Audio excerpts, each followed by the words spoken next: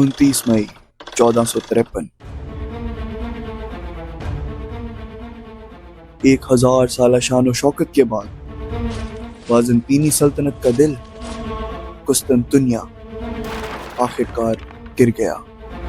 यह लम्हा सिर्फ एक सल्तनत का खात्मा नहीं था, बल्कि दुनिया की तकदीर बदलने वाला वाक़या था। 15वीं सदी तक आते आते कुस्तुनतुनिया अब वो जगमगाता दारुल हुकूमत नहीं रहा था। इसकी वसी सल्तनत बिखर चुकी थी, खजाने खाली हो चुके थे और इसकी दीवारें सदियों की जंगों से कमजोर हो चुकी थी। फिर भी ये शहर कायम था। मशरिक में एक नौजवान और बाहिम्मत हुक्मरान उभर रहा था, सुल्तान मोहम्मद सानी। सिर्फ 21 वर्ष की उम्र में उसका ख्वाब था कि दुनिया को हलाल के परचम तले मुत्तहिद करे और इस शहर को फतह करे जो हर हमलावर से बचा रहा था।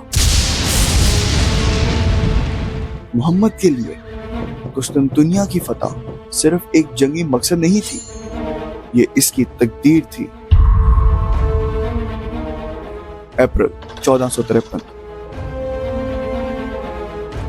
80,000 उस्मानी सिपाही शहर की तरफ बढ़ते हैं और उनका मुकाबला महज 7,000 मुदाफिईन से होता है जो थियोडोशियन दीवारों के अंदर डटे हैं। सुल्तान अपने साथ एक हौलनाक हथियार लाया, एक देव कामत तोप जिसे बाजिल्का कहा जाता था।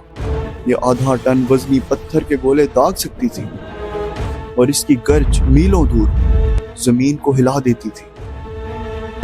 53 दिन तक तोपें गरजती रही, दीवारें लरजती रहीं और शहर के ऊपर आसमान हर रात सुर्ख होता रहा। लेकिन मोहम्मद की असल ताकत सिर्फ बारूद नहीं थी, बल्कि हिकमत अमली थी। इसने किले तामीर किए ताकि रस्त के रास्ते बंद हो जाएं। इसने गोल्डन हॉर्न की खलीज पर एक जंजीर तान दी ताकि बाज़ंतीनी जहाज फंस जाएं। और जब मुहाफिजीन ने समझा कि वो महफूज हैं, मोहम्मद ने नामुमकिन कर दिखाया। अपने जहाज़ों को खुश्की पर लकड़ी के चक्रों पर खींचकर जंजीर के पीछे से खलीज में उतार दिया। मुदाफिईन सकते में आ गए। अब कुस्तुनतुनिया चारों तरफ से घिर चुका था। शहर के अंदर बादशाह कुस्तुनतीन 11वीं अपने सिपाहियों की क़यादत कर रहा था।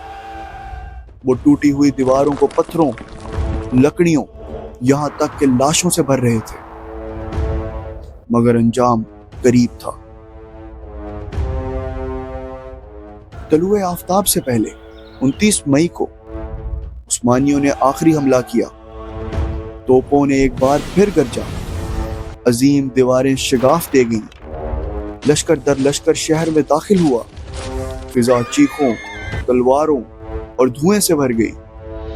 शहंशाह कुस्तुनतीन ने मैदान जंग छोड़ने से इनकार किया।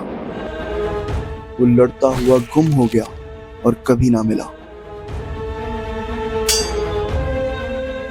तलुए सुबह तक हलाल का परचम आया सोफिया के ऊपर लहरा रहा था।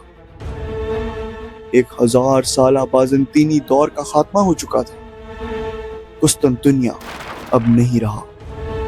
इसकी जगह अब इस्लाम बोल यानी इस्तंबुल उभर आया। वो गलियां जो कभी यूनानी दुआओं से गूंजती थी, अब अजान की आवाज से भर चुकी थी। कुस्तुनतुनिया का सुकूत सिर्फ एक सल्तनत का खात्मा नहीं था, ये एक अहद का इख्तिताम था। कारून वस्ता से अहद जदीद की तरफ कदम। और आज भी 1453 की उस सुबह की बाज़गश्त हमें याद दिलाती है कि कोई दीवार, कोई सल्तनत और कोई शहर हमेशा नहीं रहता।